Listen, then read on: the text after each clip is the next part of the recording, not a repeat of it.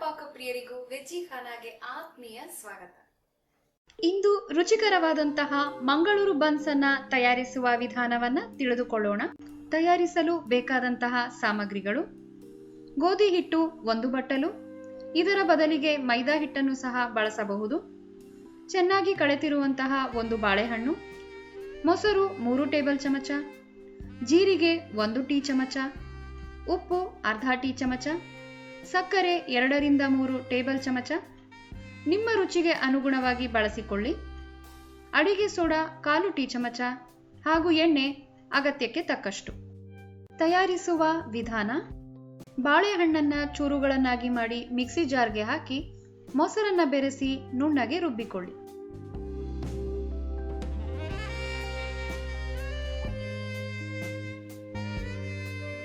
ಒಂದು ಪಾತ್ರೆಯಲ್ಲಿ ಗೋಧಿ ಹಿಟ್ಟನ್ನ ತೆಗೆದುಕೊಳ್ಳಿ.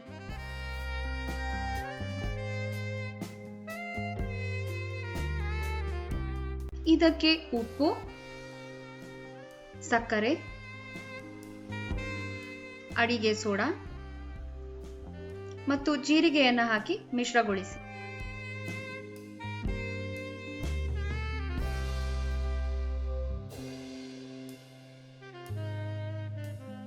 ಇದಕ್ಕೆ ರುಬ್ಬಿಕೊಂಡ ಬಾಳೆಹಣ್ಣು ಹಾಗೂ ಮೊಸರಿನ ಮಿಶ್ರಣವನ್ನ ಹಾಕಿ ಚಪಾತಿ ಹಿಟ್ಟಿನ ಹದಕ್ಕಿಂತ ಸ್ವಲ್ಪ ಗಟ್ಟಿಯಾದ ಹಿಟ್ಟನ್ನ ತಯಾರಿಸಿ.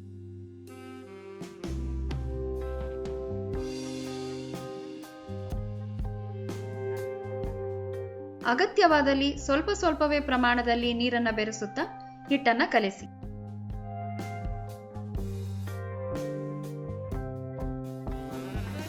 ಹಿಟ್ಟು ಒಣಗುವುದನ್ನ ತಡೆಯಲು ಅದರ ಮೇಲೆ ಅರ್ಧ ಟೀ ಚಮಚ ಎಣ್ಣೆಯನ್ನ ಹಾಕಿ ಸುತ್ತಲೂ ಚೆನ್ನಾಗಿ ಹಚ್ಚಿ.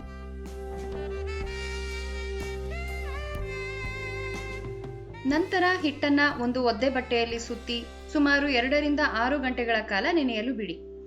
ಹೆಚ್ಚು ಹೊತ್ತು ನೆನೆಸಿದಷ್ಟು ಬನ್ಗಳು ಚೆನ್ನಾಗಿ ತಯಾರಾಗುತ್ತವೆ.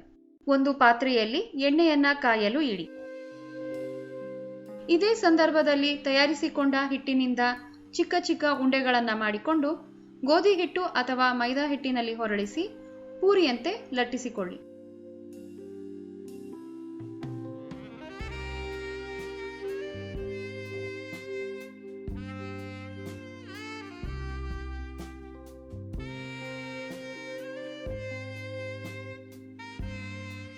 ಲಟ್ಟಿಸಿಕೊಂಡ ಬನ್ಸ್ನ ಹಾಳೆಗಳು ಚಪಾತಿಯ ಹಾಳೆಗಳಿಗಿಂತ ಸ್ವಲ್ಪ ದಪ್ಪನಾಗಿರಬೇಕು.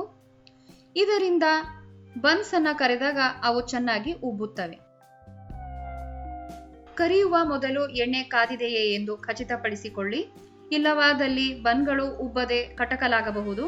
ಬೇಕಾದಲ್ಲಿ 2-3 ಸಾಸಿವೆ ಕಾಳುಗಳನ್ನ ಎಣ್ಣೆಯಲ್ಲಿ ಹಾಕಿ ಅವು ಸಿಡಿದ ನಂತರ ಎಣ್ಣೆ ಕಾದಿದೆ ಎಂದು ತಿಳಿದುಕೊಳ್ಳಬಹುದು.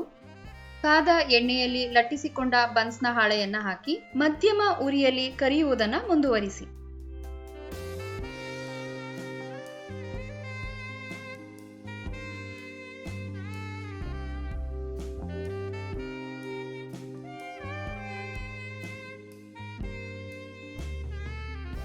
ಸ್ವಲ್ಪ ಸಮಯದ ನಂತರ ಅದರ ಬದಿಯನ್ನ ಬದಲಿಸಿ.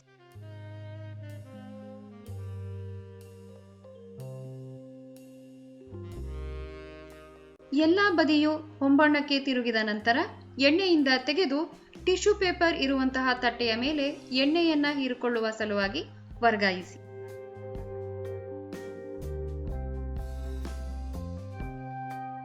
ಇದೇ ರೀತಿಯಾಗಿ ಉಳಿದ ಹಿಟ್ಟಿನಿಂದ ಬನ್ಸ್ಗಳನ್ನ ತಯಾರಿಸಿ.